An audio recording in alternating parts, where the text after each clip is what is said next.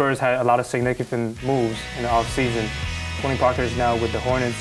Manu Ginobili has now retired, and DeRozan in, Kawhi out. How do you think this transformation from an era to the next? I think it's a challenge for the San Antonio Spurs, and a challenge that they welcome. You know, obviously Greg Popovich has done a tremendous job with having David Robinson and Tim Duncan at the helm. But he also understood that the game was changing. And if you look at the finals, the last finals they won, the style of play that they were playing was not conducive to what they did in the years prior.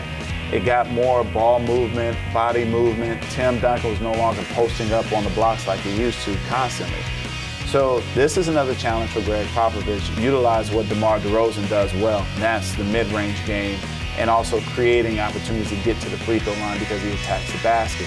You still have an all-star in LaMarcus Aldridge, as well as an NBA champion in Patty Mills. Right. So Patty Mills coming off screen, spreading the floor. Marco Bellinelli was part of that championship team as well. You can't sleep on the Spurs because they have the players to do things. But now what you're going to see, I think, is a player, as far as the Spurs are concerned, they're going to play a spirited type of play because they feel like everybody's writing them off. So you played 7 seasons with Manu Ginobili, and he's now retired. What do you think his legacy would be? Well, that is a great question because I think his legacy will not just be in the U.S., but it will be in South America as well as his country of Argentina. A young man that carried the weight of his country on his shoulders. You talk about an Olympic champion, you talk about an NBA champion, you talk about a Euro Cup champion when he played in Italy. You know, if you look at people and you look at their background, you say, man, Manu was truly built for basketball. He is such a great ambassador for the game. I couldn't say enough words as far as positives for him to truly describe the impact that he's had. But I think he's a future Hall of Famer. I think the fact that his competitive desire was what led the Argentinian national team to get a gold medal during the course of the Olympics.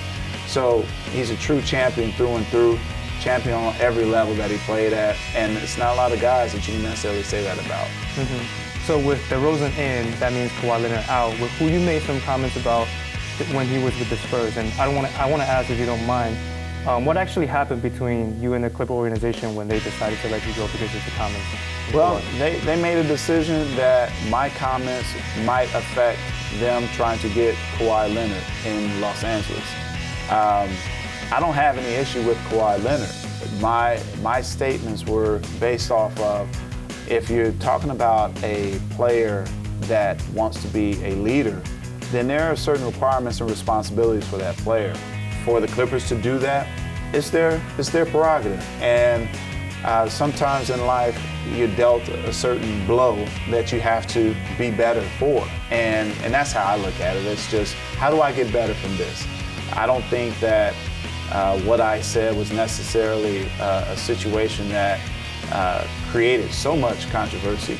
But it's a decision that the Clippers make, and you have to deal with that. I don't have any ill will towards the Clippers, and definitely no ill will towards Kawhi Leonard. Now Kawhi has an opportunity to start anew, starting in Toronto. And now being a go-to guy in Toronto, it'll be different for him because I think that the way he grew up as far as his skill set in San Antonio, he was fortunate to have Tim, Tony, and Manu.